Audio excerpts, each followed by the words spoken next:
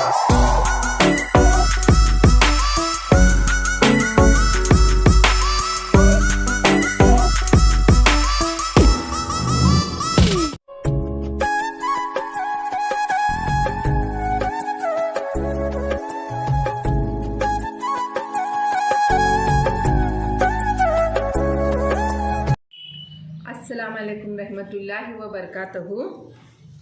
आज हम जमात अव्वल के तुलबा और सरपरस्तों को उर्दू हरूफ आसानी से समझें, इसलिए उर्दू की लिखाई पढ़ाई के चंद उसूल बताना चाहते हैं।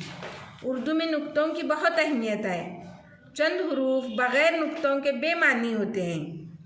कहते हैं नुक्ते उर्दू की जान हैं। तो चलो बच्चों, आज हम इन नुक्तों की पहचान करेंगे ताकि इससे आप हरूफ को समझना, लिखना और पढ़ना आसान हो जाए। सबसे पहले हम एक तस्वीर दिखाते हैं। अब हम इसे पढ़ नहीं सकते क्योंकि इसे नुक्ते नहीं दिए गए हैं। तो अब इसी लफ्ज़ के नीचे मैं एक नुक्ता दूंगी। तो देखो क्या बन गया। इसे कहते हैं ब, बंदर का ब। ये जो नीचे दिया गया है इसे नुक्ता कहते हैं। नुक्ता बेहद ज़रूरी है। अगर नुक्ता नहीं है तो लफ्ज़ बेमानी हो गया, और उसी को जब मैंने एक नुक्ता दे दिया तो वो ब बन गया। ब, बंदर का ब। अब इसके बाद मैं इसे 3 नुक्ते दूंगी। देखो गिनो बच्चों कितने नुक्ते हैं। 1 2 3। इसकी तरतीब को भी ध्यान में रखेंगे। ऊपर 2 हैं, नीचे 1। इस तरह से बन गया प, पतंग का प। क्या बन गया? प, पतंग का प। अब उसी तरह यही शक्ल को हम दोबारा इस तरह से रखेंगे। अब इसके नीचे नहीं बल्कि पेट में हो गए नुक्ते। कितने हैं? 2। गिनो। 1 2। इस तरह से बन गया तारे का त, तारे का त। अब चलो इसी के नुक्ते बढ़ा दिए जाएंगे। अब नीचे नहीं बल्कि इसके भी पेट में आ गए। लफ्ज़ नीचे है, पेट में नुक्ते आ गए। देखो कितने नुक्ते हैं। 1 2 3। मगर यहाँ पर भी तरतीब बदल गई। जब नीचे नुक्ते थे तो शक्ल अलग थी। अब पेट में नुक्ते आ गए तो इसकी तरतीब बदल गई। नीचे 2 ऊपर 1। इस तरह से स, समर का स। अब बगैर नुक्तों से लफ्ज़ बेमानी हो गया। इस शक्ल के कोई मानी नहीं है, मगर जब वही नुक्ते दिए जाते हैं तो लफ्ज़ बन जाता है, हुर्फ बन जाता है। इस बात का ध्यान रखें कि नुक्ते कितने ज़रूरी हैं। अब रहा छोटा सा तोते का त। जब इसके पेट में मैं रख दूंगी तो ये बन गया ट, टमाटर का ट। इस शक्ल के ज़रिए समझाने का यही मकसद था कि नुक्ते कितने ज़रूरी हैं, नुक्तों की पहचान होना ज़रूरी है। अब फिर से ये बन गया ब, बंदर का ब।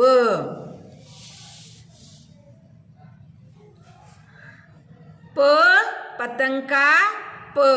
प को कितने नुक्ते हैं? 1 2 3। फिर उसी तरह अब त, तारे का त। स, समर का स।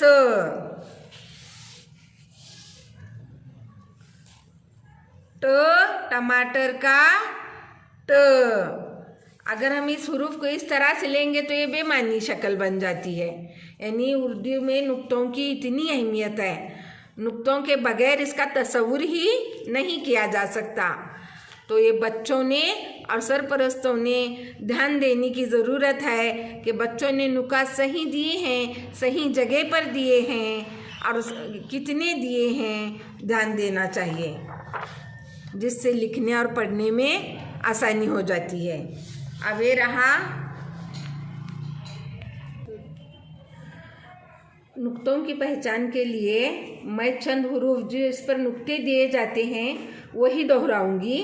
अब ऐसे खाली लफ्ज़ भी होता है, इस खाली लफ्ज़ को कहेंगे दवात का द दवात का द, मगर उसी पर जब मैंने नुक्ता दे दिया तो ये बन गया ज़ख़ीरे का ज। क्या बन गया? ज़ख़ीरे का ज। अब उसी तरह से लिए हमने रबड़ का र, इसे नुक्ता नहीं होता, मगर जब इसी पर नुक्ता दिया गया तो ये बन गया जुबान का ज। कितने नुक्ते हैं इस पर? सिर्फ एक नुक्ता। जिस लफ्ज़ पर एक एक नुकात होते हैं उसी तस्वीरों को बताएंगे। अब ये हुआ ऐनक का अ, ऐनक के अ को नुक्ते नहीं होते। ऐनक का अ, जब इसके सर पर एक नुक्ता दिया गया तो बन गया गुब्बारे का ग। देखो लफ्ज़ की मानी बदल रहे हैं, आवाज़ तब्दील हो रही है, इसलिए नुकात बेहद ज़रूरी हैं। अब ये है संदूक का स, इस पर नुक्ता नहीं होता। जब इसके सर पर एक नुक्ता दिया जाता है तो ये बन गया ज़ईफ़ का ज। मानी बदल गए, शक्ल बदल गई और उसका तलफ़ुज़ भी बदल गया, यानी नुक्तों की इतनी अहमियत है। ये बन गया ज़ईफ़ का ज। तस्वीर है जिसे नून गुन्ना कहेंगे खाली हो तो, और उसके पेट में जब नल का न नदी का न बन जाता है। अब उसी तरह से इस शक्ल पर हमने एक नुक्ता दे दिया तो ये बन गया फोटन पेन का फ। अब बगैर नुक्ते के इस लफ्ज़ को न पढ़ा जा सकता है न इसके कोई मानी होते हैं, मगर जब उस पर नुक्ता दिया गया तो ये बन गया फोटन पेन का फ़कीर का फ। दो नुक्तों वाले लफ्ज़ लेंगे। अब इस तस्वीर को एक सामने रख रही हूँ, बगैर नुक्तों के इसके कोई मानी नहीं इस शक्ल के, यानी नुक्ते इतने ज़रूरी हैं उर्दू में। तो चलो हमने इस पर दो नुकात दे दिए, तो अब ये बन गया कलम का कलम का क।